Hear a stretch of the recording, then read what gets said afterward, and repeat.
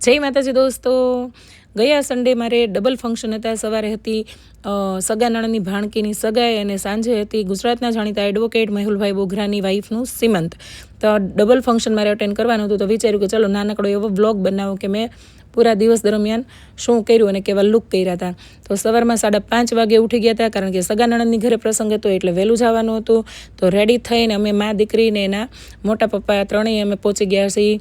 થોડીક વાર હતી ફંક્શનમાં જવાની એટલે અમે સીન સપાટા મારવા કે ફોટા વિડીયો કરવા માટે બાજુમાં જ આવેલું અમારા ઘરની નજીક આવેલું BTS રેસ્ટોરન્ટમાં ત્યાં જઈને થોડાક વિડીયોઝ 1-2 બનાવ્યા, થોડુંક ફોટોશૂટ કર્યું અને પછી અમે પહોંચી ગયા છીએ જ્યાં સગાઈ હતી. ત્યાં અમે બધા ફેમિલીમાં ત્યાં મારા સગા નણંદની ભાણકીની સગાઈ હતી અને અમારા બધા છોકરાઓ ઉપર આવી ગયા છે સ્ટેજ ઉપર.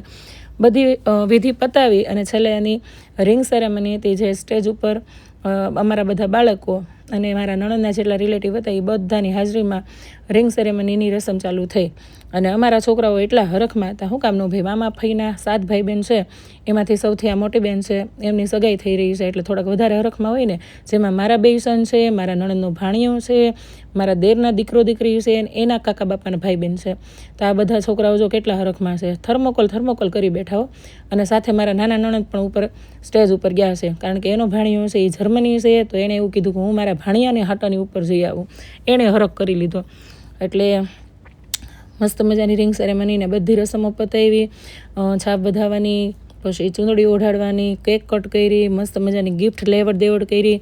અને છોકરાઓ તો મોજમાં આવી ગયા છે, કારણ કે અમારા છોકરાઓને આ પહેલાં જીજાજી આવી રહ્યા છે. બરાબર, કેવું મને બાળપણ યાદ આવી ગયું. આ ભાણેજને મેં મારા હાથે નવડાવી છે. મારા ઘરે વેકેશન હોય તો આવતી. શનિ રવિ તો 2 ભાણેજ, મારા નાના નણંદનો ભાણિયો અને મોટા નણંદની ભાણકી સતત અમારી ઘરે હોય. અને વેકેશન તો આખું મામાના ઘરે હોય. એટલે કેવી નાનપણની યાદ આવી ગઈ મને આ પ્રસંગ દરમિયાન. તો છોકરાઓને આવી ગઈ છે મજા, કારણ કે જોતો એની દીદીને થર્મોકોલ આ પપુડા હું કામ ઉડાડે છે ને એ જ મને જ નથી ખબર પડતી. પછી પાછા બધા એકાબીજા વાળ હરખા કરે. પછી બધી રસમ પત્યા પછી બધા છોકરાઓ બેસી ગયા છે એના જીજાજીનો પગ પકડીને. અમને 1000 રૂપિયા આપો ને બધાઈને તો જ અમે તમને ઊભા થવા દઈએ. એના જીજાજી છે પાછા સ્કૂલના ટીચર, એટલે એ તો એ જ હોય, શિક્ષકોને એ ભણાવે. પણ છોકરા અત્યારે શિક્ષકને ભણાવે એવા થઈ ગયા છે.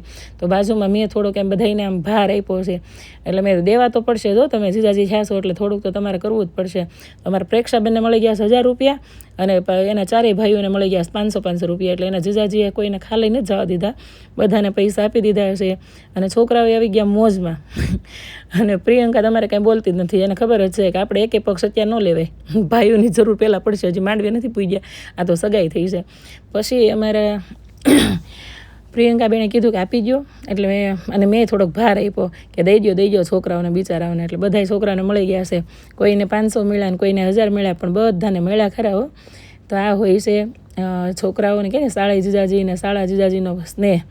અને આવી રસમો જ તમારા પ્રસંગને ઉજાળા કરતી હોય છે. બરાબર, બાકી રૂઢી મને તો એટલી ખબર પડે કે સાવ રૂઢીને વિસરવાની નથી દેવાની, અને સાવ આવા ગાંડાઈઓને નાટકે નથી કરવાના. બધું થોડું વધારે હોય ને સારું લાગે. હા, અતિ ન હોવું જોઈએ. બરાબર, પ્રસંગો એમાં હોય હળવી મજાકે હોવી જોઈએ, અને આપણી રૂઢીઓ પણ જળવાવી જોઈએ, અને આપણી જે સંસ્કૃતિ છે એ પણ ન વિસરાવા દેવી જોઈએ. બરાબર ને. તો સરસ મજાની આ બધી સેરેમની પતી. પછી છોકરાઓએ કીધું ચાલો અમે અમારા જીજાજીને ગિફ્ટ આપીએ. તો જીજાજીએ પૈસા આપ્યા હતા, છોકરાઓએ એને ગિફ્ટ આપી. તો આવી બધી લેવા દેવાની બધી રસમો પતી, ફોટોશૂટ કર્યું અને મજા આવી ગઈ બધાને.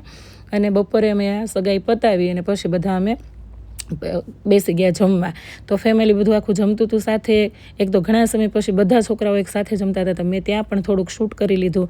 અને હું શૂટ કરતી હતી ને ત્યાં મારા પતિ કહે છે લાય મારી પાસે મોબાઈલ લાવી કે તું શૂટ કરી તો પછી તું નહીં આવી કે શૂટમાં. મેં એટલે હા, એ વાત એ સાચી.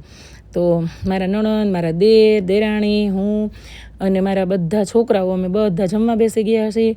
અને મારા હાથમાંથી મોબાઈલ લઈ લીધો છે ને નરેશ મારો શૂટ કરે છે, જુઓ. અને એટલો તડકો લાગ્યો હતો. તો 2 પૂરી ને 2 ભજીયા ખાઈને, દાળ ભાત ખાઈને 3.5 ગ્લાસ છાશ પીધી છે. અને પછી છે ને એટલી નીંદર આવતી હતી, કારણ કે વહેલા સવારે ઉઠ્યા હતા તો માથું એટલું તડકાનું ચડ્યું હતું. ખરેખર આ ઉનાળાના તડકામાં કોઈ ફંક્શન ન રખાય, કારણ કે અમે ઘરે મેકઅપ કર્યો હતો તો એટલા ઓગળતા હતા, બોલો. પછી સાંજે પહોંચી ગયા છીએ અમે મેહુલભાઈ બોઘરાના વાઈફના સીમંતમાં, જ્યાં તમે જોઈ રહ્યા છો. તો આ વિડીયોમાં જે દેખાય છે એક એના ફઈબા છે, એક એમના બીજા રિલેટિવ છે, અને બીજા સાથે એક એમના મમ્મી છે. એમના મમ્મીએ મને એટલું બધું વાલ ઉભરાઈ ગયું એને મારી ઉપર, અને હેત ઠાલવ્યું એ જોઈને મને મારી માની યાદ આવી ગઈ. અને પછી ખબર પડી કે ઓહો આટલો સરસ સંતાન અને આટલો બહાદુર નીડર સંતાન આવી માતાઓના જ ખોળે હોય. કારણ કે જો બધાની પોતાની નજરીઓ હોય, બરાબર, અમુકને એ ન સારા લાગતો હોય, પણ મારી દ્રષ્ટિએ મેહુલભાઈ અત્યારના સમયમાં બહુ સારો એવો યુવા કહેવાય. કારણ કે ભ્રષ્ટાચાર સામે, સિસ્ટમ સામે એકલું લડવું અને એ વારંવાર સ્ટેજ લેવું અને સ્ટેન્ડ લેવું એ કંઈ નાની હુની વાત નથી, બરાબર. તો મને બહુ જ ગમે છે એમનું કામ, અને જેને જેને એમનું કામ ગમતું હોય એ લખજો કમેન્ટમાં. ન ગમતું એવા તો ઘણાય હોય, કારણ કે લાગુ પડી જાય એ લોકોને ન ગમે, અમને તો ગમે છે, બરાબર. તો ઘણા બધા ફેન્સ લોકો અહીંયા મારી પાસે સાથે આવીને ફોટોગ્રાફી, વિડીયોગ્રાફી કરી, અને આ શૂટ બધું ચાલતું હતું. તો આ બધી વસ્તુ મેં કેમેરામાં કેદ કરી લીધી છે. ગ્રુપમાં તો આ છોકરી આવી ગયું, પાછી સિંગલ ફોટા પડાવી આવ્યું, બોલો. અને આ જોઈને મને એમ લાગે છે આમને મને માધુરી બનાવી દીધી બધાએ થઈને. તો ફંક્શન મસ્ત મજાનું હતું એનું. જેવો ભવ્ય સમારોહ હતો એટલા જ એ લોકો ડાઉન ટુ અર્થ હતા. કારણ કે મેં એક નોટિસ કર્યું કે ખોટી હવાબાજી કે ફાકાઝીકી નહોતી. અને મેં એમના પપ્પા મારી પાસે આવીને બેઠા ને ત્યારે મેં પૂછ્યું, એટલે કાકાએ એમ કીધું કે હા, કે આ શ્રીમદ પ્રસંગ અમે થોડોક સારો એવો કર્યો અને લગ્ન થોડાક સાદા હતા. આવું જે સ્વીકારીએ કે એ માણસો જ દુનિયામાં આગળ વધી શકે. પછી હું ને મારા પતિ બેસી ગયા છીએ બાજુમાં. આ છે પૂજાનો ભાણિયો, જે ખોળામાં બેસીને નરેશ હારે મગજમારી કરે છે, નરેશ એને ચીડવે છે. અને મેં પહેલી વાર આટલો એને મસ્તીખોર અને રમતગમત કરતા જોયો, નહીં તો એટલે એકદમ શાંત જ હોય. એટલે ખરેખર મજા આવી એ ફંક્શનમાં. સારું થયું હું ગઈ, નકર બપોરે મને એમ થતું હતું તડકાના થાકી ગયા છે ને ક્યાંય જવું નથી. પણ નરેશ કે હાલને ઘરની નજીક જ છે તો જઈ આવી એમ. એ લોકોને સારું લાગે, કેટલા આગ્રહથી એ લોકોએ કાઢે મોકલ્યું ને પાછો રિમાઇન્ડ કોલે કર્યો કે તમારે આવવાનું જ છે. ને ત્યાં ગયા પછી પણ કેટલો અમને રોક્યા. એટલે આ ભાવ જોઈને અમને વધારે મજા આવી. એટલે થોડીક વાર અમે રોકાણા. મ્યુઝિકલ નાઇટ હતી, બહુ મસ્ત મજાનું ડિનર હતું, અને એ લોકોનો લુક અને ત્યાંનું વાતાવરણ કાંઈ ન ઘટે. સરસ મજાનું ફંક્શન કર્યું. અને ભગવતી ખોડિયારને અમે પ્રાર્થના કરી કે મેહુલના વાઈફ કૃષ્ણાને, એમનું નામ પણ કૃષ્ણા છે, એમને માં ભગવતી મેહુલ જેવો નીડર અને નિરોગી દીકરો આપે, અને જે રાષ્ટ્ર માટે કામ કરે જેવું એના પપ્પા કરે એવા બ્લેસિંગ આપ્યા. અને સ્ટેજ ઉપર જઈને એક સાથે મસ્ત મજાનો ફોટોશૂટ કરાવ્યું. અને પછી અમે લોકોએ થોડીક વાર બેઠા અને એન્જોય કરી મ્યુઝિકલ નાઇટ. અને હું ને પૂજાએ થોડાક ગપાટા માર્યા અને અમે વાત કરી સસ્તા ઇન્ફ્લુએન્સરની. કારણ કે સસ્તા ઇન્ફ્લુએન્સરની વાત તો હું હજી એકવાર મસ્ત મજાની અલગથી લાઈવ કરીશ, એમાં કહીશ, બરાબર. કે કોઈની કોપી મારવી, કોઈનું ચોરેલું કોપી કરેલું બેઠે બેઠું કોઈના કોન્ટેન્ટ ચોરી લેવા, એવા સસ્તા ઇન્ફ્લુએન્સરની વાતો કરી અમે. અને એવા લોકોની પણ વાતો કરી કે જે હોય કાંઈ દેખાય કે અલગ, અને અમે જાણતા અજાણતા એવા લોકોના કોન્ટેક્ટમાં આવી ગયા. એનો અફસોસ પણ વ્યક્ત કર્યો. પછી થોડીક વાર અમે ડાન્સના ઠુમકા લગાવ્યા, જ્યાં પારુ ગુરુને અમે બધા સાથે હતા. અહીંયા ઢોકળાની વાતો કરીને બહુ મજા આવી.